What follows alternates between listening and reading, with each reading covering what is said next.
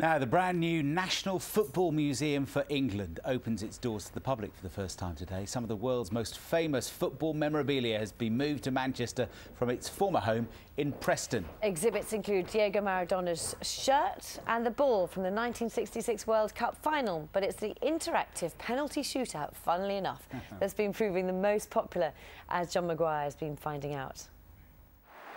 From the famous, breathtaking, to the infamous, that's a beauty, to the just plain weird. it's absolutely astonishing. The new National Football Museum tells the story of our national game like never before. Fascinating for fans, but what about those who were there when history was made? So this is the greatest footballer that ever lived, Diego Maradona. Look at that. This is the Argentina shirt Maradona wore when they knocked England out of the '86 World Cup and when he scored one of the game's most notorious goals. Using his fist, or by his account, the hand of God. For some reason, I don't know why I thought that the classic Argentinian blue and white stripes. I didn't even remember that they actually played in blue because we had white on, yeah. I mean, myself and Chris Wald, when we were on the bench watching that game, and when he scored that, not the hand of God, obviously, the second goal, I have to say it took all our powers not to, because what a goal it was. It was just an incredible goal, and he's just an incredible player. The bulk of the collection has moved from the former site in Preston, where some artefacts remain, to this exhibition centre in Manchester.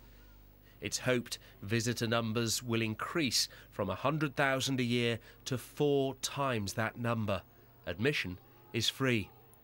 As well as celebrating the best of the sport, many exhibits explore the beautiful game's uglier side. While it is a great picture and it's quite poignant because I'm actually backheel racism off the field type of thing, I don't even remember doing it. I don't even remember that even happening because it was a regular occurrence. Up until the early 90s, that was just a regular part of football.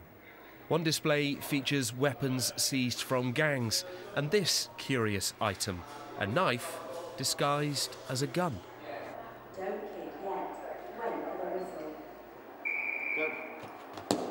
whistle. These school children were the first to look round and the first to take on the scourge of England internationals, the penalty shootout, featuring genuine Wembley goalposts. Sign him up, Roy. And what have you enjoyed seeing? Just the penalty shootouts, that's the best part of it so far. We like the trophies. I love them. Those big ones. I can see myself inside them too. You'd like to get hold of one of those one day? Yeah.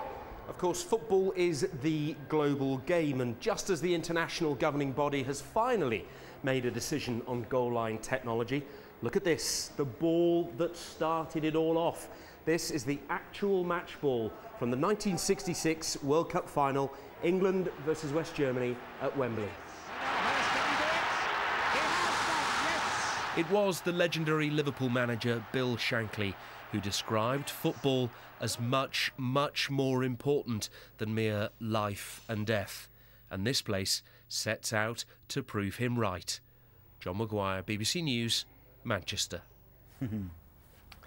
I'd like to try the penalty shootout. Yeah, let's go and have a go. We've been talking about the